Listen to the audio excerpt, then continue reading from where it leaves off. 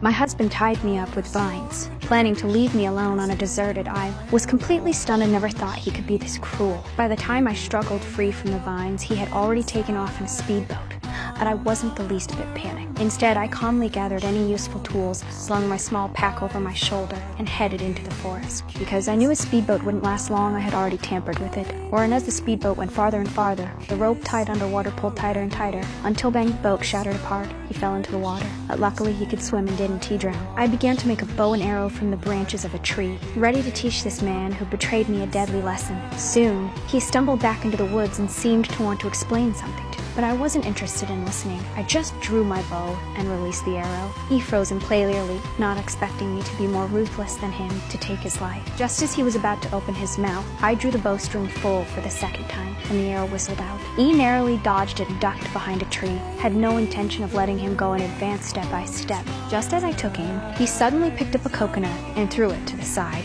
Instinctively, shot the coconut with an arrow. By the time I reacted, he had already taken the opportunity to escape, was in hot pursuit, and once again drew my bow and shot the fatal arrow.